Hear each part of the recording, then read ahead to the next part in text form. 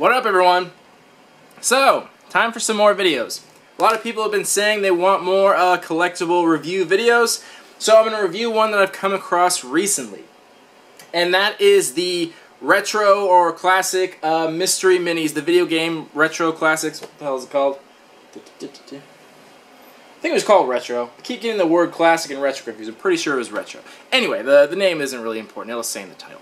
But people wanted more of these reviews, so I want to do more of them. I want to do more videos in general. I just haven't had the time lately. So I want to do more of a little bit here and there, but this is a series I recently came across and I did want to talk about. Because a lot of people, this was announced a few months back, and a lot of people showed it to me and wanted my initial opinion of it. And my opinion was it was a cool idea, but I thought that it was going to turn out really shitty. And honestly, I was pleasantly surprised about this. I thought it was going to end up being horrible, but they actually turned out pretty well.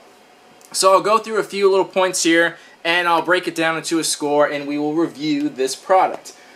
First of all, my initial thoughts of it, I honestly liked it. It was a lot better than I thought. I thought it was going to be more like the X-Men ones, because those ones turned out so horrible. And the Spider-Man ones, too, turned out pretty terrible. And I think part of the problem is because they have to do those bobbleheads. And I think that always ruins it, especially when you're that small. Making something into a bobblehead is just weird and awkward. So I think that was part of the problem with it. And the paint job was terrible, the sculpt wasn't that well. But they actually did some pretty creative designs here on these figures. Now, some of them are very straightforward. They look exactly like they do in the game. Like Cubert's pretty simple. He's just a little sphere, and he's got that little tube nose. So it's not really much to play with there. But some of them were more of an interpretation. Like Frogger and things like that. That's not exactly how he looks in the game, obviously, because back then it was very pixelated. So it's more of an interpretation of how that figure should look. So it's a little bit different than it looks in the game, but it was a little bit of the creative process, little creativity put in there, which made the figure like it is today. And same with like Centipede and some of the other like Dig Dug characters. They didn't look exactly like that in the video game, but it would be impossible to translate that into the exact figure, so they did a little interpretation of that, and I really like how they turned out. Something else to note is that they're very big. They're a lot bigger than they usually are. Mega Man, for example, this is the usual standard size of pretty much all the mystery minis they do of this type. This is type B, by the way. Type A is the type I usually like The Walking Dead and the horror mystery minis. This is type B, where they have the big head and like a kind of a really small body. But this is the usual size they are, with the head this size and the body this size. So this is pretty standard of the size they are. And usually when they do figures that are bigger body types, they make them a lot smaller. But they actually didn't. Like this Dig Dug figure, and also like Pac-Man and the Ghost from Pac-Man, they made them a lot bigger in size, a lot bigger than I would have expected them to. So that's not really good or bad. I was just surprised by that. They kind of made them more like Kid Robot size. Kid Robot does really big figures, almost too big sometimes, and Funko usually does a lot smaller. So just something to point out. I don't know if it makes a difference to anyone, but could be better for some people, could be worse. I always prefer things smaller than bigger towards that medium size. That's just my personal preference, but just something that I noticed. And the boxes too are just a little bit bigger.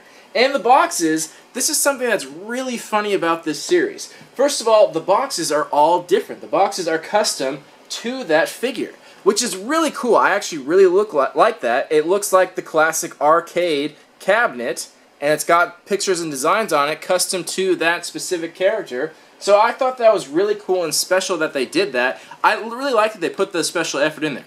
The reason that it's weird is because these are mystery minis, and now all of a sudden they're no longer a mystery, which I thought was so odd.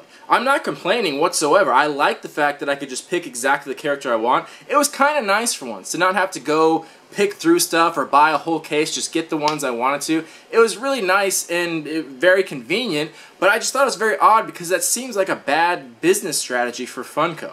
The whole reason they make them mystery is to make more money, because they want you to buy more and end up getting duplicates of the common ones to try and collect the rare ones. Or people resell them. There's all kinds of reasons, but it makes them more money.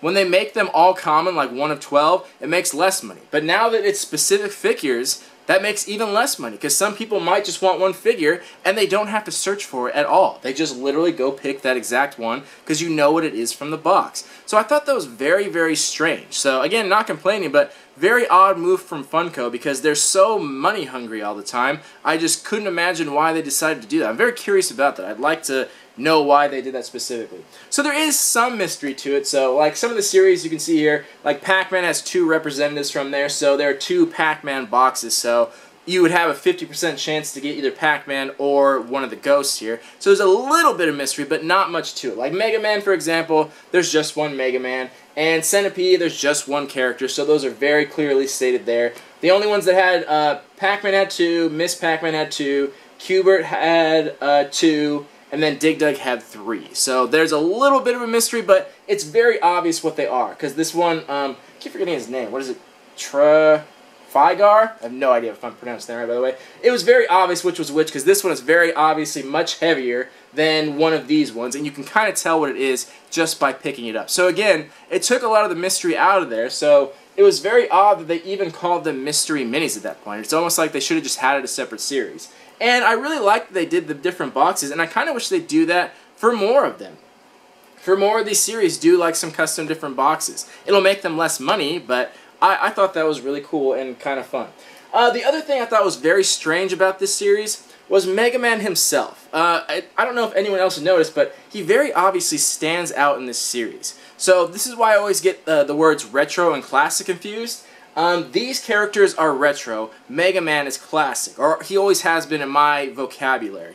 And what retro is, you'll obviously notice that all of these other characters in the entire series are all from the 70s. They're all from like classic or retro arcade cabinets that were in arcades, whereas the classic figures, I call them, weren't really ever in arcades, and that would be Mega Man and other characters like Mario that were all in the late 80s, aka also the early 90s. So there's a very big difference in the dates here. So I thought it was very odd that they put Mega Man in there. I love Mega Man, he's one of my favorite characters, but it just seems a little out of place. The only reason I can think that they would do that is either they had another character planned and maybe lost the licensing last minute so they had to replace it, or maybe they only had 11 characters in the series and they just had to fill one more spot, so they just threw Mega Man in there. Oh my gosh. Hold on. Oh, chubby puppy. Can't jump up. Okay. Are you happy? Oh, I don't need kisses. Thank you. Oh, okay. Thank you. Where was I? So yeah, I thought it was very odd they put him in here. So I imagine one of those reasons, is one of the reasons why they would have put just Mega Man in there. Because it seems weird to have, like, Mega Man in there, but not have, like I said, Mario or, like, Ryu, or... Those are all characters that came around in the very late 80s and mid-90s. Also, like Link, most Nintendo characters. I imagine they don't have a license for Nintendo stuff, but I just thought it was very funny that they put him in there and not the other ones. So it was all 70s and then one late 80s, mid-90s. So I thought that was very odd, too.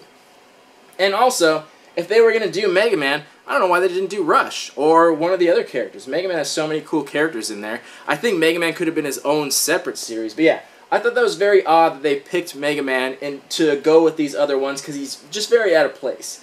But yeah, I wasn't too excited about this series because I didn't think it was going to turn out well. And then I grabbed Mega Man, and I really liked it. And that's how it always happens. I grab one, and I'm like, oh, I like this one. So I grab one more, and then one more. And then I'm like, well, I already got this many. I might as well get this many. And at this point, I think I'm just going to get the whole set. There's only 2 I don't have, and that's the Miss Pac-Man ones. And I was like, eh. But I got pretty much the whole series, so I might just go grab those ones. So, but yeah, those are things I thought very interesting. This series of Mystery Minis has been very different and very special in its own way for all those reasons. The different box designs, the fact that they're not mysteries, stop making out with me. Ugh. The fact that the combination of the 2 different genres, there was so much about it that was odd, but in a good way, though. It was very different. That's what I kind of liked about it. I honestly haven't picked up Mystery Minis in quite a long time, since like the horror ones back in the day. But yeah, I thought that was pretty cool, and I liked it very much. So we'll start getting into the review process of it, and we'll talk about some actual numbers and scores here.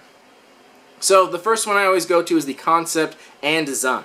And I think this is very well. I think it was a very cool concept. I like the idea of it. I honestly liked the idea of it when I first saw the announcement. I thought it was a very good idea because it's kind of like, I like the Mod Podge ones, where it's a bunch of different characters in a series, like the horror ones or the sci-fi ones. It's a bunch of different movies all together. Same with this retro video games. It's a bunch of different video games from different time periods all together. I like that. I like the ones a lot less where it's like one specific movie or series. They're okay, but they're just never that interesting. So I like it when it's like a bunch of different stuff collected together. So, and the original concept picture was the 3D models. They weren't the actual figures, which caused some concern. That's why I didn't really like them. But overall, the concept and design, I'm going to give it an 8.5 out of 10. Because I think they did a really good job. I like the idea of it. And like I said, some of them aren't directly translatable. Like Mario and Mega Man are pretty easy because they have 3D models. But most of these characters never got a 3D model. All they had were their 8-bit character models. So it gets a little difficult for some of these guys to translate them into 3D models. So like I said, there was some creativity involved. Like Frogger, he's one I really like. Mega Man's pretty straightforward, but Frogger, he doesn't look like he did in the video game, but I really like him. He looks really cool. He's got his little briefcase, and he got his little tie there. Like, I really like the concept of him. And also, I like that they weren't so straightforward. Like I was saying before, with Mega Man, this is how Mystery Minis usually look. Big head, small body. But all of these are not, what's the word? Anthropomorphic, where they're not humanoid shapes. So they all have different shapes, and that's what I liked about them. That's why I hated pop figures for so long, because they all looked exactly the same. They all had square heads and those common bodies. I like the ones that didn't have those shapes, that had like special interesting shapes like snakes and frogs and stuff like that. So I like that, and I like this series because it's not a bunch of just humanoid shaped figures. So I really liked it. So yeah, 8.5 on that. I think they did a really good job, and it deserves a high score. Next, the paint job. Now here's where it gets kind of interesting. So the paint job on it honestly isn't so great, but it's not terrible, not because Funko's getting any better at what they're doing. It's just the paint job on these is so incredibly simple, it's pretty hard to screw up at that point. Like, I'll show you a close-up like you saw with Mega Man's head, and if you can see the borders and outlines of his helmet, like the face color kind of goes onto his helmet, so it's a little bit outside the line. So you can very obviously see when you look closely, the paint job isn't really perfect, but it's not that big a deal because, like I was saying, it's such a simple paint job. Even if it's a little out of lines, it's not that big a deal. It's not as bad as the X-Men one, so it's better than that. But a lot of these characters only have like 2 colors to them, so it's pretty simple. So it's pretty impossible to screw up. But even the parts that were simple are kind of out of the line. So I'm only going to give it a 4 out of 10 because with a paint job that simplistic, it should be pretty perfect, but they still have some pretty obvious flaws. But it's just not that big of a deal, so I didn't mind it too much. But still not great. 4 out of 10. Lastly, the Sculpt. So the Sculpt on these, I'm going to give a 6 out of 10 because they did a pretty good job. I like what they did on it. There was a decent job on it. And, you know, it doesn't get a higher score because same thing as the paint. The Sculpt on them is so incredibly simple. Like Pac-Man, for example. Like they kind of luck out in a way because you can't really get any more detail on Pac-Man. If you had the most incredible high-detailed Pac-Man you've ever seen in your life, it's not going to be much different than the most basic design of Pac-Man. He's basically just a fucking yellow dot with legs and arms. There's really no way to interpret it any better than that. So they luck out by having it incredibly simple. But, you know, even though it was simplistic, they did do a nice job. Like I was saying, Frogger has a nice little tie, and his little briefcase has some detail. And like Centipede, he has some cool detail to him and his antenna and things like that. So where they could add detail, they did. But honestly, they couldn't really go much further than that because it would have looked kind of weird if they added any more detail. It would have been kind of awkward. So 6 out of 10 because I think they did a good job, but it was a really easy job that they did. So combining all those scores together, and overall this is going to get a 6.2 out of 10. And I think that's probably what it is. My overall feelings on it, that's pretty much what it is. I really like this series. I think it did a good job. But, you know, it wasn't, like, amazing. It didn't blow me away in any way. So I think a 6.2 is pretty merited on it. So I'm pretty curious. I'm still very curious the reasons why they did things a certain way with just this one series. I'm very curious about that. I'll probably never get answers to it. But I am pretty curious. And I'm also curious if they'll do any more like this. This is the stuff I look forward to. I hope they do more like the Type A figures, like I've said, like the Walking Dead and the horror ones, but I don't think they're going to. I think they're going to stop designing things that way, although I think it's a real shame because those are really awesome. I think they should do them all that way. And I hope they do more series like this, where it's a collaboration of different things into one, whether it be horror or sci-fi or video games or whatever. I hope they do more like that. And like I was saying, they could do just one that's just Nintendo or one that's just Capcom, honestly. They could do a bunch of cool stuff with it. And I want to see more stuff that just isn't basic human form, that's more different shapes like this. But yeah, overall, I'm pretty impressed with a lot of things in here, and I was overall pretty happy with it. And considering they're just not that expensive, they're $5, $6 tops, pretty much anywhere you go. And if you only want one, you can get that exact one because you know which one it is. So anyway, let me know what you guys think about it, what you thought about this series, if you're interested in it, if you're going to pick it up yourself, or what you think they could have done differently. Let me hear about it. Let's hear your thoughts in the comments. And more videos to come.